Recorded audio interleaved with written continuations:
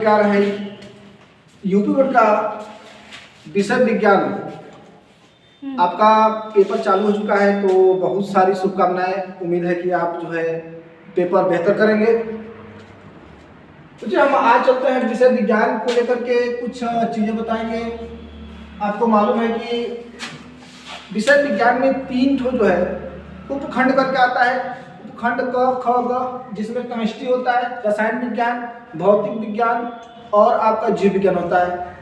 इसमें हम आपको केवल बताएंगे जो है रसायन विज्ञान का 23 क्वेश्चन रसायन विज्ञान से आता है, 23 क्वेश्चन जो है जीव विज्ञान से आता है और 24 क्वेश्चन जो है भौतिक विज्ञान से आता है। तो हम पूरा डाटा तैयार किए हैं। आपका जो है 23 नंबर कहीं नहीं जाने वाला है, 23 नंबर हम पूरा बताने वाले हैं।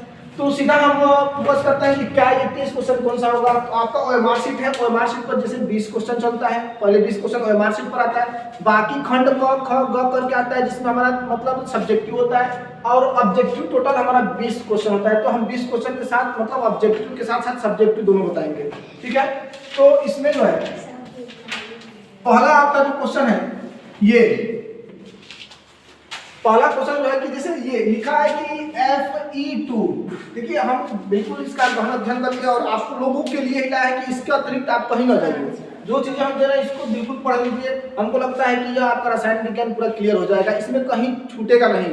टोटल हम इसका जो मोस्ट इंपोर्टेंट है, जितने टॉपिक है हम सबको तैयार करके लाए हैं, आप इसको केवल देख लीजिए। उम्मीद है कि यह रसायन विज्ञान आपको पूरा टोटल तैयार हो जाएगा। जैसे यहाँ कि Fe2O3 इसको कहते हैं फेरिक ऑक्साइड। फेरिक ऑक्साइड जब आपका एल्यूमिनियम से क्रिया करता है, एल्यूमिनियम फेरिक ऑक्साइड एल्यूमिनियम से क्रिया करता है तो क्या बनता है? एल्यूमिनियम ऑक्साइड से क्रिया करके बनाता है Al2O3, एल्यूमिना बनाता है, एल्यूमिनियम का एक ऑक्साइड है। और आयरन, ये जो आयरन है लोहा है वो निकल जाता है, Fe निकल जाता है। कहेगा आपका ये ऑब्जेक्टिव है, हम यहाँ सीधे पहले बता देते हैं। बहुविकल्पी क्वेश्चन के रूप में होगा, बहुविकल्पीय होगा, बहुविकल्पीय क्वेश्चन होगा ये टोटल। हम बता दें कि सब्जेक्टिव कहां से होगा, यानी लिखने वाला कहां से होगा। ये जो है आपका पहले बहुविकल्पीय है। तो कह रहा है कि यह दिया रहेगा कि यह किस प्रकार की अभिक्रिया है, यह अभिक्रिया जो है किस प्रकार की है। यहाँ कहते हैं कि यहाँ दोनों धातु है, एल्यूमिनियम, यहाँ आयरन है और यहाँ एल्यूमिनियम है। ये दोनों क्या है भाई? धातु है। आप पढ़े होंगे कि सक्रियता श्रेणी, जिसमें क्या होता है कि जो तत्व जो धातु ज्यादा सक्रिय होता है वह कम सक्रिय धातु को क्या करता है, उससे विस्थापित कर देता है, ठीक है। तो यहाँ देखिए एल्यूमिनियम जो है आयरन से ज्यादा है, यहाँ Fe2O3 यहाँ फेरिक है। अगर फेरस होता तो एल्यूमिनियम शायद कम क्रियाशील होता, लेकिन यहाँ फेरिक है जो एल्यूमिनियम से क्या है कम क्रियाशील है, ठीक है। इसलिए एल्यूमिनियम Fe का स्थान ग्रहण कर लिया है और Fe को क्या कर दिया भाई, उससे विस्थापित कर दिया है। तो जब विस्थापित कर देता है बच्चों, तो इसका आंसर सीधा क्या हो जाएगा हमारा? विस्थापन अभिक्रिया हो जाएगा। ये किस प्रकार की अभिक्रिया है? तो आप कहिए सीधा कौन सी अभिक्रिया भाई? विस्थापन अभिक्रिया। अब बात आती है, कहेगा कि विस्थापन में कौन सा है? याद रखिएगा यह एक यौगिक है और ये एक तत्व है। जब एक यौगिक और एक तत्व भाग लेते हैं तो इस प्रकार का विस्थापन कौन सा हो जाएगा? एकल विस्थापन हो जाएगा, एकल विस्थापन। लेकिन आपका ऑप्शन में क्या रहेगा भाई कि कौन सी अभिक्रिया? तो ये ऑप्शन से हो जाएगा विस्थापन अभिक्रिया, ठीक है। दूसरा जो क्वेश्चन है कि कार्बन मोनोऑक्साइड, कार्बन, दूसरा क्वेश्चन है कार्बन मोनोऑक्साइड। फार्मूला से लिखते हैं C फॉर कार्बन मोनोऑक्साइड है, C को कार्बन मोनोऑक्साइड होता है। कार्बन मोनोऑक्साइड की जगह अगर हम क्लोरीन से करा देते हैं, क्लोरीन Cl2, क्लोरीन से कराते हैं तो आपका क्या बनता है? आपका कार्बोनिल क्लोराइड बनता है। कार्बोनिल क्लोराइड का भी फॉर्मूला होता है COCl2। कह रहा है किस प्रकार की अभिक्रिया होगी, यह अभिक्रिया किस प्रकार की होगी? तो आप याद रखिएगा कि जब एक से अधिक पदार्थ आपस में क्रिया करते हैं और केवल एक ही चीज का निर्माण करते हैं तो वह अभिक्रिया आपकी कौन सी अभिक्रिया कहलाती है? संयोजन कहलाती है। संयोजन कौन सी अभिक्रिया हो जाएगी? तो ये हो जाएगा संयोजन अभिक्रिया। कौन सी अभिक्रिया हो जाएगी? संयोजन अभिक्रिया। इसी को बच्चों क्या कहते हैं? इसी को हम लोग योगात्मक भी कहते हैं, योगात्मक भी कहते हैं, योगात्मक भी कहते हैं, ठीक है। योगात्मक अभिक्रिया भी कहते हैं, ठीक है ना। कैसे अभिक्रिया योगात्मक हो जाएगी? ये क्वेश्चन बनाया गया कि कार्बन मोनोऑक्साइड और क्लोरीन आपस में क्रिया करके कार्बोनिल क्लोराइड बनाते हैं, इसको हम लोग क्या कहते हैं? फाजिन भी कहते हैं। फाजिन गैस है, फाजिन का निर्माण करते हैं। यह अभिक्रिया किस प्रकार की अभिक्रिया? तो आप सीधा कहिए कि यह अभिक्रिया कौन सी है? यह अभिक्रिया का संयोजन अभिक्रिया। क्यों संयोजन है? जब दो मिल करके केवल एक का निर्माण करते हैं तो वह अभिक्रिया संयोजन कहलाती है। क्या कहलाती है भाई? संयोजन कहलाती है, ठीक है ना। क्या कहलाती है? संयोजन कहलाती है, ठीक है ना। तो अगला क्वेश्चन चलते हैं कि निम्न अभिक्रिया में आक्सीकारक पहचान कर लिखिए। निम्न अभिक्रिया में आक्सीकारक, जैसे यहाँ लिखा है, तीसरा क्वेश्चन हमारा चल रहा है, ठीक है। तो तीसरा क्वेश्चन क्या कर रहा है कि निम्न अभिक्रिया में ऑक्सीकारक पहचान कर लिखिए। ऑक्सीकारक MnO2 मैग्नीज ऑक्साइड होता है MnO2 और मैग्नीज ऑक्साइड MnO2 जो है किसे क्रिया करता है HCl से क्रिया करता है। तो क्या बनाता है भाई, तो HCl से क्रिया करता है तो बनता है MnCl2 बनता है MnCl2 और क्या बनता है MnCl2 के साथ क्लोरीन गैस उड़ जाती है और जल भी बनता है H2 बनता है। ठीक है H2 ठीक है H2 बनता है। ठीक है तो ये जो है कहता है इस अभिक्रिया में ऑक्सीकारक पहचान कर लिखिए। ऑक्सीकारक कौन सा है, याद रखिएगा ऑक्सीकारक उसको कहते हैं जो स्वयं अपचयित होकर के किसी पदार्थ को स्वयं अपचयित होकर दूसरों को ऑक्सीकृत कर देता है, क्या होता है भाई ऑक्सीकारक कहलाता है। इसमें जो है आपका कौन सा ऑप्शन सही हो जाएगा, इसमें आपका MnO2 जो है आपका सही हो जाएगा। इसमें आपका आंसर क्या हो जाएगा भाई, आंसर ऑप्शन में जो दिया रहेगा वो कौन सा होगा MnO2। ठीक है ना, MnO2 ये हो जाएगा आपका। ठीक है ना, अगला अगर क्वेश्चन देखिए तो अगला क्वेश्चन क्या कहता है, तो अगला क्वेश्चन हम लिखे हैं कि उष्माशोषी अभिक्रिया कौन सी है। उष्माशोषी अभिक्रिया कौन सी है। उष्माशोषी अभिक्रिया निम्न में उष्माशोषी अभिक्रिया है या उष्माशोषी अभिक्रिया है। उष्माशोषी अभिक्रिया है तो चार अभिक्रियाओं को दिया रहेगा, उसमें आपको एक अभिक्रिया पहचान कर लिखना है कि उष्माशोषी कौन सी है। उष्माशोषी से हम पहले बता देते हैं, उष्मा अशोषी का मतलब शोषण, मतलब ऐसी अभिक्रिया जिसमें उष्मा का शोषण होता है, मतलब कोई भी अभिक्रिया कराने के लिए उष्मा की जरूरत होती है, उस अभिक्रिया को हम लोग कहते हैं उष्माशोषी। ये देखिए आपका सब्जेक्टिव में क्वेश्चन बना सकता है कि उष्माशोषी अभिक्रिया किसे कहते हैं और उदाहरण से समझाइए। तो आप सीधा कहिए उष्माशोषी का मतलब उष्मा का शोषण। ऐसी अभिक्रिया जिसमें उष्मा की जरूरत होती है उसको हम लोग क्या कहते हैं उष्माशोषी कहते हैं। और यहीं से क्वेश्चन और बन जाता है उष्माक्षेपी, तो ठीक इसी का उल्टा ऐसी अभिक्रिया जिसमें ऑटोमेटिक उष्मा का मतलब उष्मा क्या होता है, उष्मा मुक्त होती है, उष्मा देती है, उसको हम लोग क्या कहते हैं उष्माक्षेपी कहते हैं। ठीक है ना, तो इसमें आपका जो है चार ऑप्शन दिया रहेगा, उसमें क्या है भाई N2+O2 और NO, N2+O2 और NO। दूसरा ऑप्शन रहेगा यहाँ पर आपका कि H2+I2 एरो HI। तीसरा ऑप्शन रहेगा कि C+O2, तीसरा ऑप्शन रहेगा C+O2 एरो CO2 और चौथा ऑप्शन रहेगा आपका S+O2 एरो SO2। ठीक है ना, तो इसमें चार ऑप्शन है, चार ऑप्शन हमको पहचान कर लिखना है उष्माक्षेपी उष्माशोषी अभिक्रिया कौन सा है। तो याद रखिए सीधा कि ये सारी अभिक्रिया, ये अभिक्रिया हाइड्रोजन और ऑक्सीजन, ठीक है ना, ये एक अभिक्रिया ऐसी है जो प्रकाश की उपस्थिति में होती है और ये कार्बन और ऑक्सीजन आपस में क्रिया करके कार्बन डाइऑक्साइड बनाता है, मतलब जो है ये सल्फर और ऑक्सीजन आपस में क्रिया करते हैं तो सल्फर डाइऑक्साइड बनाता है। याद रखिएगा इसमें जो है ना ये वाली अभिक्रिया जो है उष्माशोषी है। क्यों शोषी है, क्योंकि इसमें उष्मा की आवश्यकता होती है, यहाँ 45 किलो कैलोरी की जो है उष्मा की जरूरत होती है, तो ये वाली अभिक्रिया आपका सही हो जाएगा। ऐसी अभिक्रिया, ये अभिक्रिया में क्या है उष्मा की आवश्यकता पड़ती है, बिना उष्मा की जो है अभिक्रिया पूर्ण नहीं होगी, इसलिए ऑप्शन नंबर ए जो है आपका क्या हो जाएगा भाई सही हो जाएगा। ये अभिक्रिया क्या है उष्मा की जरूरत पड़ती है, इसलिए ये अभिक्रिया कौन सी हो जाएगी उष्माशोषी। अगला अगर देखिए पांचवा क्वेश्चन का, अभी भी ऑब्जेक्टिव चल रहा है ये, ठीक है, तो कह रहा है जब कॉपर सल्फेट विलयन में लोहे का टुकड़ा डालते हैं, जब कॉपर सल्फेट विलयन में लोहे का टुकड़ा डालते हैं तो कॉपर सल्फेट बनता है। पर है ना कॉपर सल्फेट, अभी आपका जो है हिंदी में लिखा है कॉपर सल्फेट, लेकिन मैं फॉर्मूला लिखता हूं, क्या हिंदी में समझिए कॉपर सल्फेट के विलयन में, कॉपर सल्फेट के विलयन में लोहे का टुकड़ा डालते हैं, लोहे का टुकड़ा डालते हैं, लोहे का टुकड़ा डालते हैं,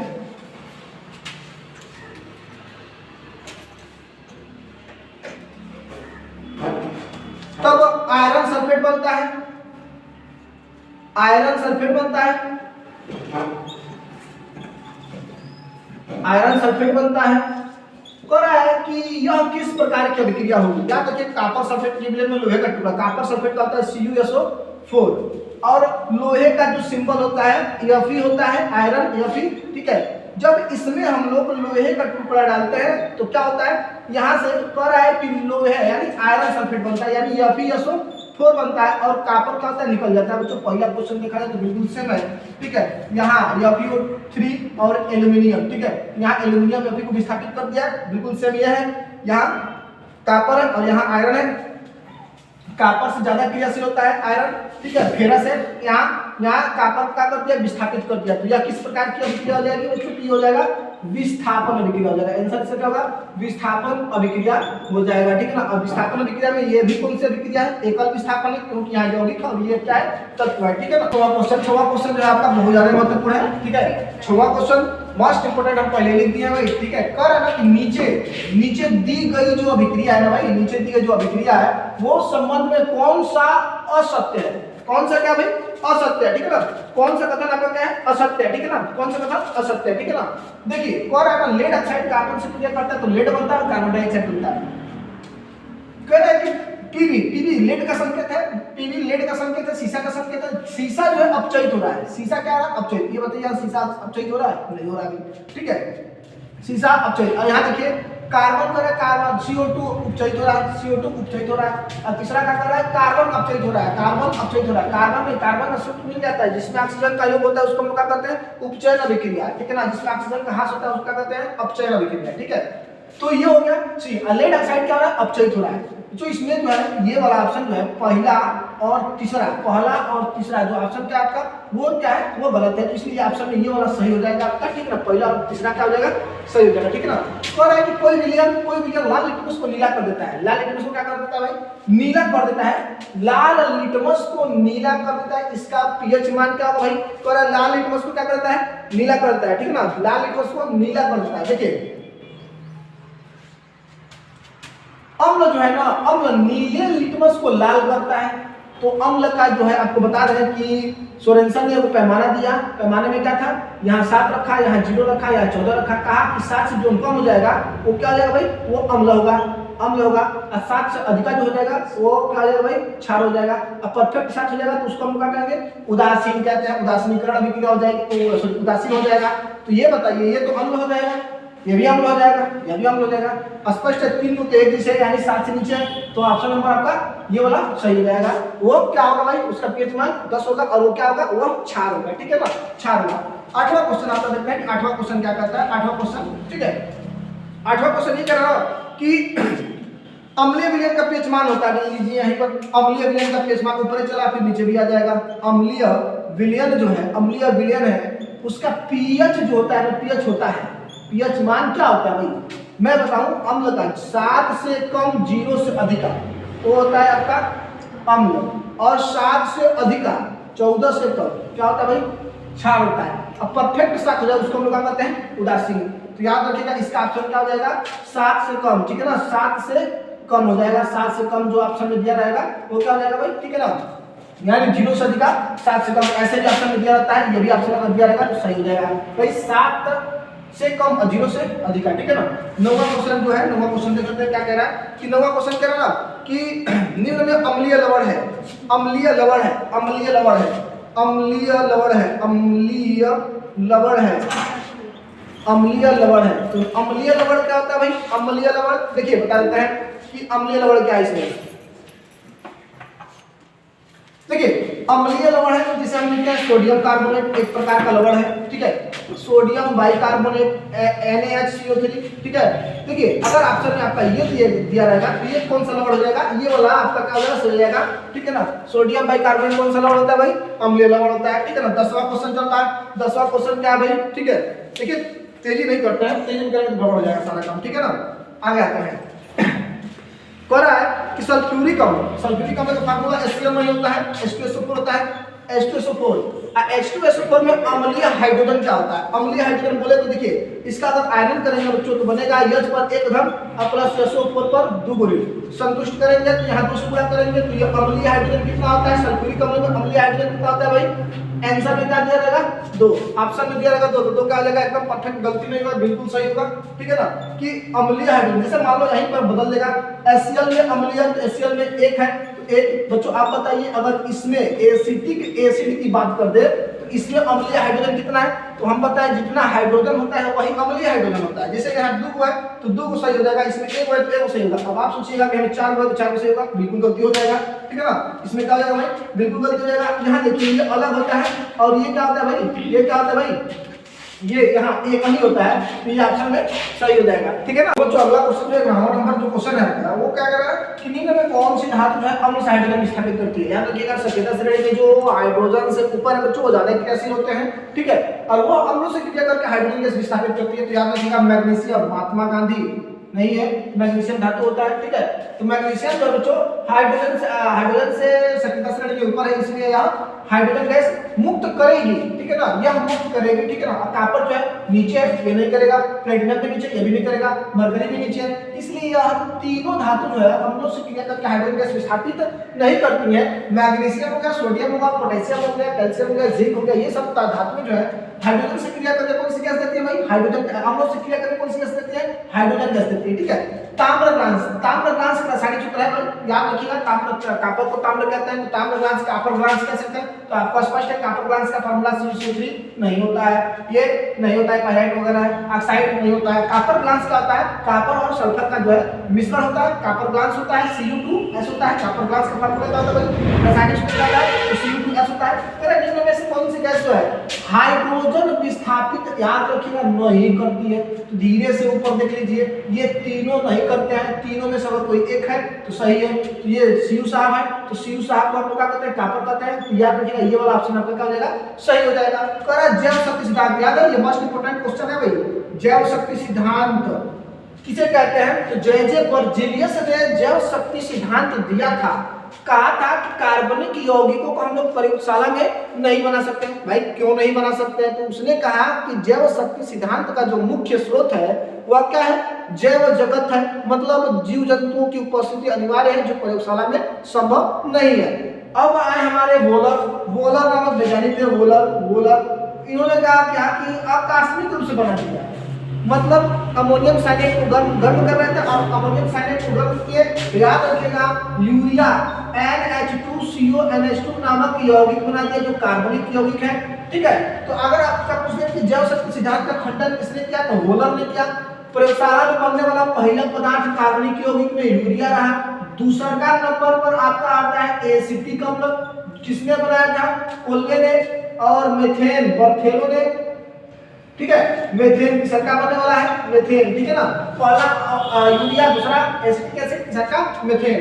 पर निम्न में एल्काइन है, याद रखिएगा एल्काइन का फार्मूला CnH2n-2 होता है। अगर इस प्रकार से इससे रिलेटेड कोई भी आ जाएगा वो ऑप्शन सही होगा। जैसे कहने का मतलब मैं अपने मन से ले रहा हूं, अगर ऑप्शन में मान लीजिए C2 दिखाई दिया तो 2 का 2 गुना 4, 4 में से 2 घटा देंगे 2। अगर ऑप्शन में ये होगा तो ये भी सही है, नहीं होगा तो ये होगा C3, तो 3 गुना 6, 6 में से 2 गया 4। अगर ये है तो ये भी सही है, ऑप्शन में ये आपका एल्काइन का फार्मूला आता है, ये आपका हो जाएगा, ठीक है।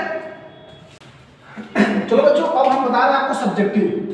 याद रखिएगा ऑब्जेक्टिव जो था उतना याद रखिएगा, बिल्कुल आपका उसी से कहीं नहीं जाने वाला है, बिल्कुल वहीं से आने वाला है। और अब हम सब्जेक्टिव बता रहे हैं, इसको भी याद रखिएगा, एकदम सेट कर लीजिए, ज्यादा कुछ नहीं पढ़ने की जरूरत है। आप एकदम इसको देख लीजिए, आईयूपीएसी नाम इसी में से आएगा, कहीं नहीं जाने वाला है। आपको कहा निम्न में आईयूपीएसी नाम लिखिए, निम्न का आईयूपीएसी नाम लिखिए।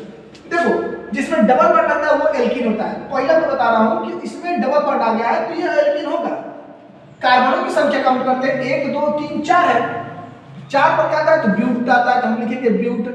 डबल बॉन्ड आ गया तो लास्ट में लगाते हैं इन, तो ब्यूटीन बनेगा बच्चों। लेकिन पहले कार्बन पर डबल बॉन्ड है इसलिए हम लोग क्या लगाएंगे, ब्यूट 1 इन होगा, या ब्यूटीन 1 भी लिख सकते हैं, चाहे ब्यूटीन 1 या 1 ब्यूटीन भी लिख सकते हैं, ठीक है। तो ये आपका एल्कीन श्रेणी था, ये हो जाएगा आपका। दूसरा क्या करा बच्चों, 1 2 3, इसमें OH आ गया। OH अगर आता है तो ध्यान रखिएगा एल्कोहल श्रेणी का होता है, और एल्कोहल का आईयूपीएसी नाम होता है एल्केनॉल, ठीक है। तो इसको अगर हम लिखेंगे तो 1 2 3 है, ठीक है ना, तो 3 पर हमारा प्रोपेन आता है तो हम लिखेंगे प्रोपेन, और दूसरे पर OH तो हम लिख करके 2 लिख करके ऑल लगा देंगे, प्रोपेन टू ऑल। क्यों, क्योंकि एल्कोहल को आईयूपीएसी नाम हम लोग लास्ट निकाले होते हैं, OH जो होता है तो एल्केनॉल होता है। तो यह हमारा प्रोपेनॉल 2 भी हो सकता है, 2 प्रोपेनॉल भी हो सकता है, या प्रोपेन 2 ऑल भी हो सकता है।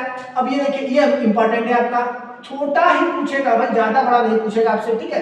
कर रहा है CH3COH, ये जो अगर आ जाएगा तो बच्चों याद रखिएगा ये कौन सा होता है, कार्बोक्सिलिक होता है, कार्बोक्सिलिक एसिड। और इनका आईयूपीएसी नाम एल्केनोइक होता है।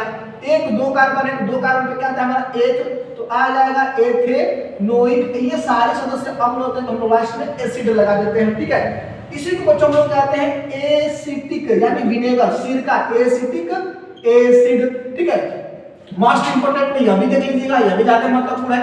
ये जो है ना, यह एक अगर साधारण नाम की बात करें तो ये आपका जो है ना नियो है, नियो 1 2 3 4 5 नियो पेंटेन है, नियो पेंटेन है, ठीक है ना। नियो पेंटेन एक नॉर्मल होता है, एक आइसो होता है, एक नियो होता है, ठीक है ना। इसका एक किसी नाम लिख दे बच्चों, तो देखना 1 2 दूसरे का 2 मेथिल, तो हम लिखेंगे 2 डाई मेथिल। बच्चों 3 कार्बन, आप सोचेंगे कि 5 कार्बन है तो इस कार्बन पर 2 एल्किन समूह जुड़ा है, इन दोनों का हमने नाम लिख दिया डाइमेथिल, लेकिन 1 2 3 का नाम नहीं लिखा, इसका हम लिखेंगे 2 डाइमेथिल, और सब में सिंगल बॉन्ड है तो प्रोपेन, ठीक है ना, प्रोपेन, ठीक है। तो जो इसका देखिए जिसमें ट्रिपल बॉन्ड आ जाता है उसको हम लोग एल्काइल कहते हैं, तो इसका नाम क्या हो जाएगा, ब्यूट हो जाएगा। 4 कार्बन है तो और ट्रिपल बॉन्ड आ गया तो हम लोग क्या लगाएंगे, आइन, ब्यूट आइन। एक दूसरे कार्बन पर ट्रिपल बॉन्ड है तो क्या हो जाएगा, ब्यूट 2 आइन हो जाएगा। ये मोस्ट इंपोर्टेंट है आपका। क्या है भाई, कह रहा 1 2 3 4 है, 4 पर क्या आता है बच्चों, तो ब्यूटेन आता है, तो हम लिखेंगे ब्यूटेन। लेकिन ये जो ना साइड में क्या देखेंगे, एल्किल ग्रुप किधर से नजदीक है, इधर से दूसरे पर है, इधर से दूसरे पर है, तो किधर से भी काउंट कर सकते हैं, तो इधर से करेंगे 2 और ये आ जाएगा आपका तीसरे नंबर पर, तो हम लिखेंगे 2 और कामा 3, और 2 बार मेथिल हम लिखेंगे डाई मेथिल। तो पूरा नाम क्या हो जाएगा आपका नाम हो जाएगा 2 डाई मेथिल ब्यूटेन। और बच्चों यहाँ देखो ये OH है तो अल्कोहल है, ये भी OH है तो अल्कोहल है, इसमें 1 पर आया तो ऑल जोड़े हैं, इसमें 1 और 1 2 है, तो हम लोग लिखेंगे 1 2 और एथेन है ना, पहले हम एथेन लिखेंगे, 2 कार्बन पर 1 आता है तो हम लिखेंगे एथेन। अब पहले पर OH है दूसरे पर OH है तो हमने 1 और 2 को लिख दिया, और 2 बार OH है तो क्या लिखेंगे, 2 को डाई लिखेंगे। अल्कोहलों में लास्ट में क्या जोड़ते हैं, ऑल जोड़ते हैं, तो हम क्या जोड़ लेंगे ऑल, तो नाम क्या हो जाएगा, एथेन 1 2 डाई ऑल हो जाएगा बच्चों, ठीक है। यह देखो RORCOR सूत्र वाला यौगिक कीटोन कहलाता है, और इसमें आपका 1 2 3 कार्बन है तो नाम क्या हो जाएगा, प्रोपेनोन। कहता है एसीटोन का फार्मूला लिखिए, तो एसीटोन इसी को कहते हैं, एसीटोन जो है इसी को कहते हैं। अब ये देखिए बच्चों, इसमें 2 बार डबल बॉन्ड आ गया, एक यहाँ पर है और एक यहाँ पर है, तो 1 2 3 4 है, 4 पर क्या आता है आपका ब्यूट आता है, ब्यूट पहले पर है तो हम लिखेंगे 1, और उसके बाद से तीसरा पर लिखेंगे 3, और 2 बार है तो लिखेंगे डाई, लास्ट डबल बॉन्ड है तो इन जोड़ते हैं तो डाइन वही भाई, ठीक है, अच्छा से डाइने होगा, ठीक है, जो डाइन है देखे, ठीक है।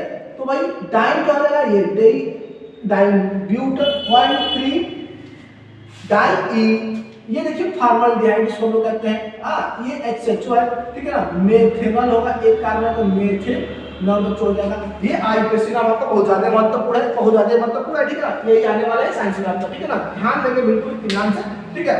और इसका तक भाई नहीं जाने वाला है, हमने एकदम छाट काट कूट करके बनाया है, ठीक है ना, कि आपका कहां से आता है, ठीक है ना, ज्यादा नहीं पढ़ने की जरूरत है, ये सारी चीजें पढ़िए आप, ठीक है ना। तो बच्चों अगला क्वेश्चन क्या कह रहा है, साबुनीकरण। साबुनीकरण से आप क्या समझते हैं, चाहे आपको पूछ देगा कि साबुन बनाने की विधि लिखिए, चाहे कह देगा साबुन का फार्मूला क्या होता है, साबुन कैसे बनाया जाता है, या साबुनीकरण किसे कहते हैं, ठीक है ना, साबुनीकरण किसे कहते हैं, ठीक है ना, साबुनीकरण आपका क्या होता है, साबुनीकरण से आप क्या समझते हैं, याद रखिएगा उच्च अणुभार वाले वसा अम्ल की कार्बोक्सिलिक अम्लों की लवणों की क्रिया होती है सोडियम हाइड्रोक्साइड से होती है। देखिए क्या होता है कि CH2 COO और C17 और H35, ठीक है ना, ये हो गया ग्लिसरेट होता है, ठीक है ना, CH और COO C17 H35, ठीक है ना, ये होता है CH2 COO C17 बोला गया C17 H35, ठीक है ना। ये देखिए ग्लिसरॉल जो होता है CH2OH होता है, CHOH होता है, CH2OH होता है। यहाँ तो 2 लिखे हैं तो बीच में एक कहाँ लिख दिए, तो कार्बन की संयोजकता 4 होती है, कार्बन 4 पर वाला होता है, 5 पर नहीं हो सकता है। अगर मैं यहाँ 2 लिख देता हूँ तो 2 पर यहाँ, 3 पर इसके आगे पीछे हो गया, 3 तो 5 जो गलती हो जाएगा, इसलिए हम क्या लिखते हैं पर CH लिखते हैं, ठीक है ना।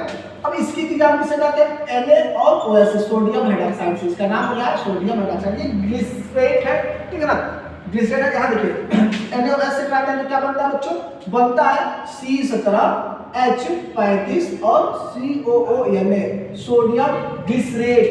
ये जो है ना आपका, ये जो है आपका कार्बोक्सिलिक अम्ल का एक लवण है, ठीक है। और ये देखिए ग्लाइकॉल जिस तरह ग्लिसरॉल होता है ना, ग्लिसरेट, ठीक है ना, ग्लिसरेट है, ये क्या है, स्टीयरेट है, सोडियम स्टीयरेट है, ठीक है, सोडियम स्टीयरेट, ठीक है ना, इसी को हम क्या कहते हैं, साबुन कहते हैं, ठीक है ना। और यहाँ से बच्चों याद रखना ग्लिसरॉल भी बनता है, CH2OH बनता है, CHOH बनता है और क्या बनता है आपका CH2OH बनता है बच्चों। इसका नाम जो है ना ग्लिसरॉल है, ग्लिसरॉल है, ग्लिसरॉल है,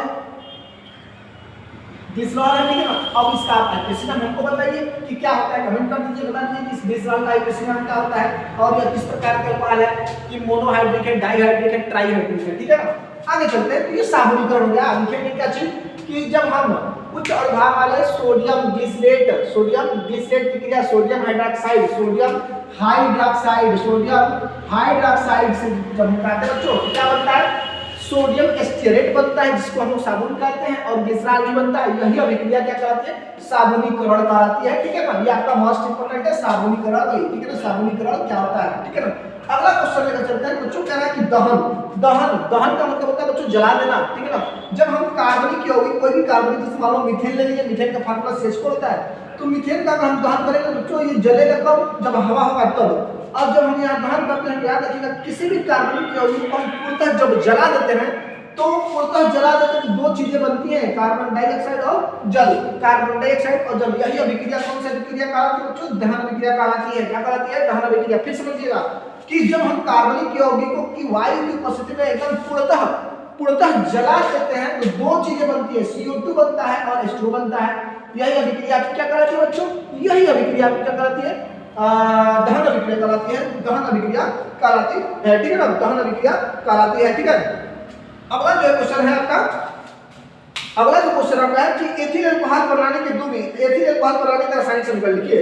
एथिल अल्कोहल क्वेश्चन है, बच्चों लिख रहे हैं question, ethyl alcohol, ethyl alcohol, ethyl alcohol, ethyl alcohol बनाने का रासायनिक समीकरण लिखिए। एथिल अल्कोहल बनाने का रासायनिक, बनाने का रासायनिक समीकरण लिखिए। रासायनिक बच्चों याद रखना, 12th का चैप्टर है एथिल अल्कोहल, आपके 10 में भी दिया तो कोई ज्यादा घबराने की बात नहीं है। एथिल अल्कोहल बनाने का रासायनिक समीकरण लिखिए, एथिल अल्कोहल बनाने का रासायनिक समीकरण लिखिए, ठीक है ना। यहाँ बदल देगा, कहेगा कि, कहेगा ना यहाँ पर आपसे बदल देगा, कहेगा कि एथिल अल्कोहल बनाने का जो रासायनिक समीकरण है ना, आप उसको किस तरह लिखिए भाई। दो चीजें होता है, एक होता है आपका शर्करा युक्त पदार्थों से होता है, अयस्क स्टार्च युक्त पदार्थों से होता है। शर्करा से क्या बच्चों देखो, शर्करा, शर्करा युक्त पदार्थों का जब हम ना C6, सॉरी शर्करा का फार्मूला होता है C12 यानी C12 H22O11। बच्चों इसका जब हम जल अपघटन करते हैं ना, जल अपघटन, तो ये टूट जाता है, किसमें टूट जाता है, दो चीजों में, C6H12O6 प्लस C6H12O6। इसको हम लोग ग्लूकोज कहते हैं, इसको हम लोग क्या कहते हैं, फ्रक्टोज कहते हैं। क्या कहते हैं, फ्रक्टोज कहते हैं, ठीक है ना बच्चों। इसका क्वेश्चन का थोड़ा आंसर इधर भी कर देते हैं, अब ध्यान दीजिए, ठीक है ना। तो ग्लूकोज कहते हैं और हम क्या कहते हैं, इसको फ्रक्टोज कहते हैं, ठीक है ना। ग्लूकोज कहते हैं और फ्रक्टोज कहते हैं, ठीक है ना। जब हम शर्करा युक्त पदार्थों का जल अपघटन करते हैं तो शर्करा जो है ना, ये होता है सुक्रोज, सुक्रोज जो है ना कितने भागों में टूट जाता है बच्चों, दो भागों में, एक ग्लूकोज बनता है, एक फ्रक्टोज बनता है, ठीक है ना। ग्लूकोज बनता है और फ्रक्टोज संतुलित होना चाहिए। 6 कार्बन 12 कार्बन 12 कार्बन 12 तो 24 हाइड्रोजन, 22 तो 24 हाइड्रोजन, 12 12 24 हाइड्रोजन, 11 11 एक 12 ऑक्सीजन, 6 6 12 ऑक्सीजन का बिल्कुल सही है। अब यहाँ क्या करते हैं, अभी खत्म नहीं है, एथिल अल्कोहल का फार्मूला दूसरा आता है, तो हम क्या करते हैं, इसके आगे का प्रोसेस यहाँ बता देते हैं कि जब ग्लूकोज का हम अपघटन करते हैं C6H12 और O6, C6H12 O6 का अपघटन करते हैं तो दो चीज बनता है, C2H5OH बनता है और कार्बन डाइऑक्साइड, यही हमारा एथिल अल्कोहल होता है बच्चों, एथिल अल्कोहल होता है, एथिल अल्कोहल, ठीक है ना। ग्लूकोज का अपघटन कर देते हैं, ठीक है ना। इसमें याद रखना बच्चों, यहाँ थोड़ा यहाँ जाइमेस होता है, जाइमेस एंजाइम होता है, और ईस्ट होता है, ईस्ट खमीर होता है, ठीक है ना। यहाँ जाइमेस होता है और क्या होता है आपका ईस्ट होता है, ईस्ट की उपस्थिति जाइमेस एंजाइम और ईस्ट की उपस्थिति में ये सारी प्रक्रियाएं होते हैं, ठीक है ना बच्चों। अगला क्वेश्चन है मोस्ट इंपोर्टेंट है बच्चों, याद रखना कि ये वाला जो क्वेश्चन है, याद रखिए यूपी बोर्ड के किसी एक सेट में आएगा, एकदम निश्चित तौर पर एक आएगा, एकदम यूपी बोर्ड के लगभग बोलता 7-8 सेट बनते हैं, ठीक है। और जो है कि ये किसी सेट में 100% है, एक बच्चा रहेगा, ठीक है ना। कह रहा है एथिल अल्कोहल का निर्जलीकरण क्या होता है, एथिल अल्कोहल का निर्जलीकरण से आप क्या समझते हैं, या एथिल अल्कोहल के निर्जलीकरण के फलस्वरूप कितने कितने उत्पाद बनते हैं, ठीक है ना।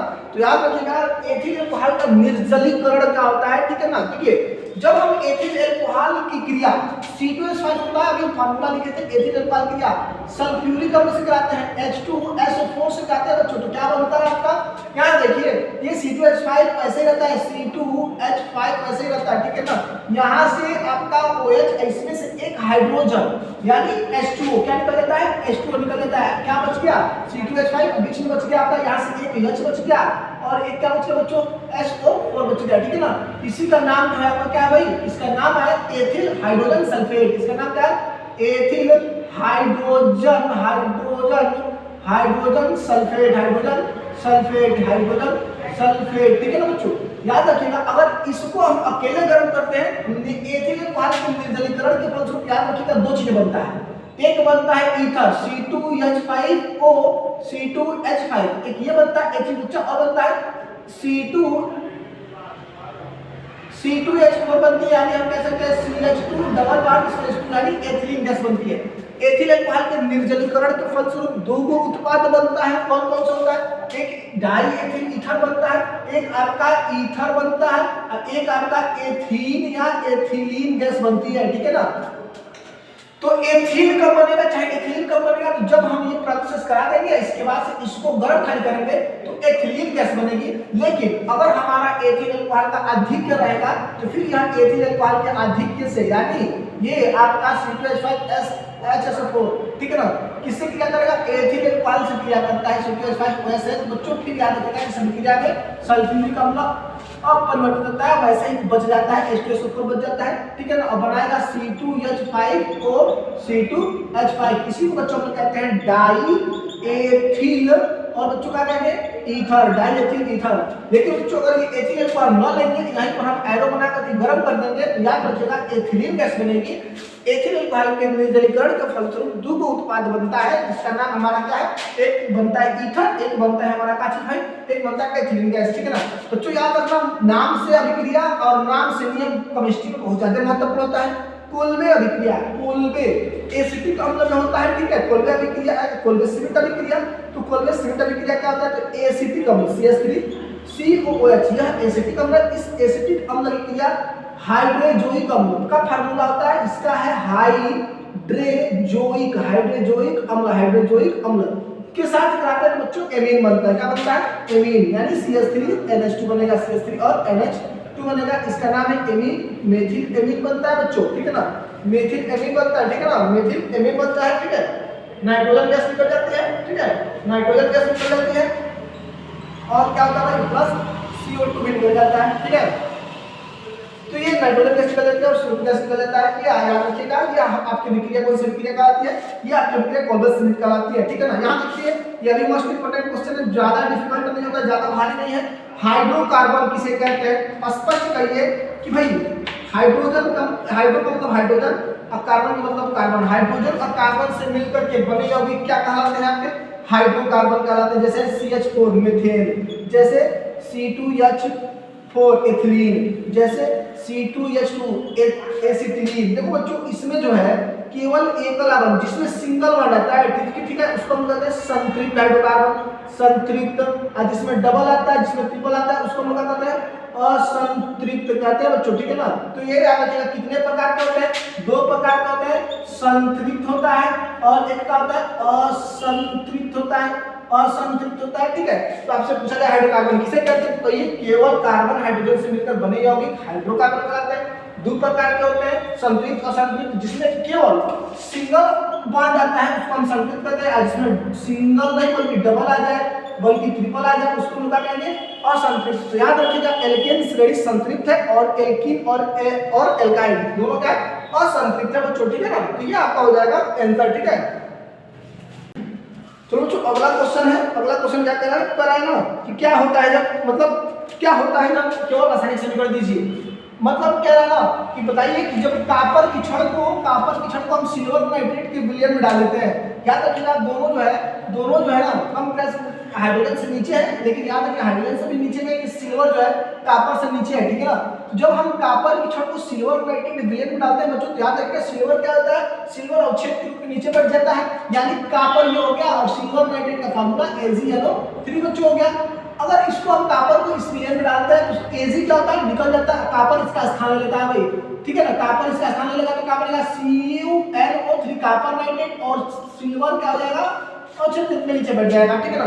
पर है ना ये क्वेश्चन देखिए भाई, ये क्वेश्चन अभी हम बताए हैं, कह रहा है कि मेथेन का पूर्ण दहन करते हैं, किसी भी कार्बनिक यौगिक को पूर्ण दहन करेंगे, ऑक्सीजन के साथ होती है, पूर्ण दहन कर देंगे ना बच्चों, तो याद रखिएगा किसी भी कार्बनिक यौगिक का दहन जो होता है ना, दो चीजें बना देता है, कार्बन डाइऑक्साइड बना देता है और जल बना देता है। तो क्या होता है जब मीथेन का हम दहन करते हैं तो मीथेन का दहन से हमारा दो चीजें बनता है, कार्बन डाइऑक्साइड और जल बनता है, ठीक है ना। एथिल अल्कोहल, एथिल अल्कोहल को आपका सिलेबस में जो है कैसे बनाया जाता है, लेकिन याद रखिएगा ये एथिल अल्कोहल का रासायनिक गुण है।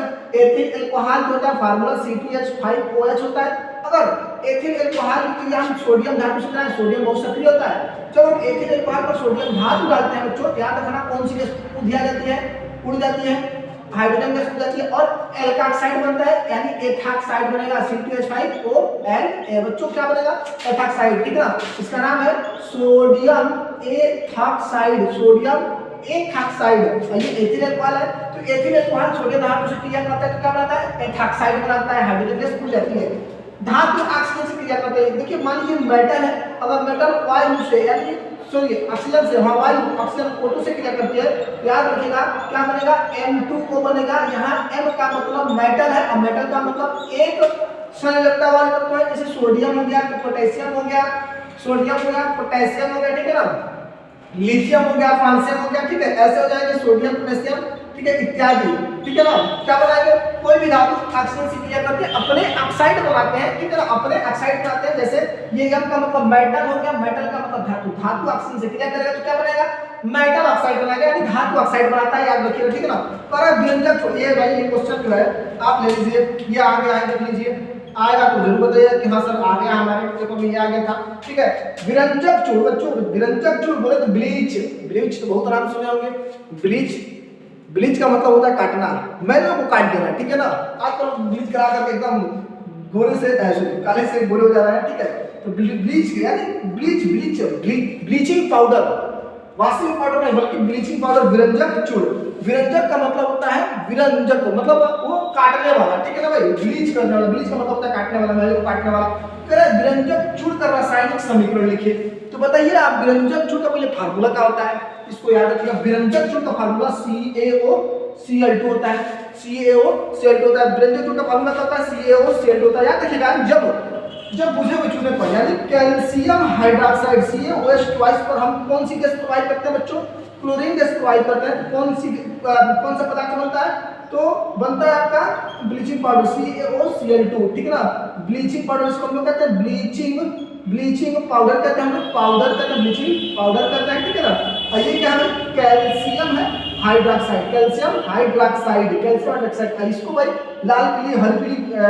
क्लोरस का मतलब होता है क्लोरीन का जो लिया गया है ना, वो क्या है ग्रीक भाषा का शब्द क्लोरस से है, और क्लोरस का मतलब होता है हरित पीला, क्लोरीन हरित पीले रंग की गैस है, इसका नाम क्या है भाई क्लोरीन है, क्लोरीन, ठीक है ना। तो ये कैल्शियम हाइड्रोक्साइड जब क्लोरीन से क्रिया करता है तो क्या बना देता है बच्चों, ये बना देता है ब्लीचिंग पाउडर, ठीक है ना।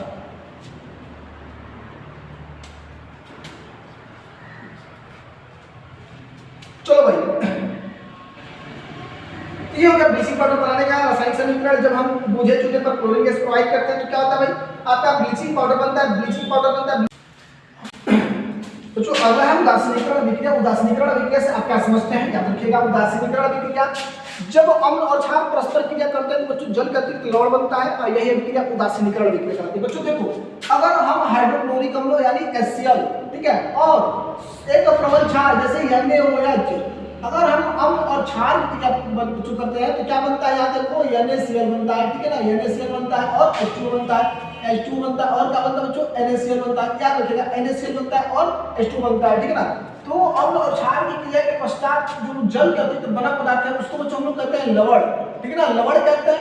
ये लवण का परिभाषा याद रखिएगा, अगर पूछ टाइप से लवण किसे कहते हैं तो यही अभिक्रिया लिखा जाएगा, अम्ल और क्षार के क्रिया के पश्चात जल के अतिरिक्त बना पदार्थ लवण कहलाता है, ठीक है। और यही अभिक्रिया को बच्चों को क्या कहते हैं उदासीनीकरण अभिक्रिया कहते हैं, क्यों कहते हैं क्योंकि इसमें जल बनता है, ठीक है ना। आगे पता है कि हाइड्रोजन आयन सांद्रण किसे कहते हैं। देखो बच्चों अगर किसी कोई भी विलयन है, 1 लीटर का विलयन है, 1 लीटर के विलयन में देखेंगे हाइड्रोजन के कितने मोल उसमें उपस्थित है, यानी हम कह सकते हैं कि 1 लीटर के विलयन में उपस्थित हाइड्रोजन के मोलों की संख्या उसका क्या कराती है, हाइड्रोजन आयन सांद्रण कराती है बच्चों। उसको हम लोग H पर एक पॉजिटिव से डोनेट करके दर्शाते हैं, ठीक है ना। याद रखिएगा, कहेगा कि अगर किसी विलयन का हाइड्रोजन आयन सांद्रण इतना है, इतना मोल प्रति लीटर है, इसका पीएच मान बताइए। याद रखिएगा, फार्मूले के अनुसार लगाएंगे तो पीएच मान निकालने के लिए फार्मूला होता है, पीएच किसे कहते हैं, तो ऋणात्मक लघुगणक, हाइड्रोजन आयन के ऋणात्मक लघुगणक को हम क्या कहते हैं बच्चों, कहते हैं पीएच मान। तो इसी के अकॉर्डिंग हम लोग इस यहाँ 1.0 × 10⁻⁻⁶ को इसमें रख करके लगा देंगे तो हमारा पीएच निकल जाएगा। लेकिन याद रखिएगा, ज्यादा भार नहीं था, आगे 1.0 देगा बच्चों, तो जो घात होगा वही आंसर होगा। तो याद रखिएगा पीएच क्या है, अगर घात -8 है तो +8 में आंसर हो जाएगा आंसर, ठीक है बच्चों। यही पूछा है प्रकृति बताइए, बताइए 7 से अधिक है तो अम्ल होगा कि क्षार होगा कि लवण होगा कि क्या होगा। तो ये 7 से अधिक है तो क्या हो जाएगा बच्चों, क्षार हो जाएगा। क्या हो जाएगा, क्षार, ठीक है ना, क्षार हो जाएगा, ठीक है।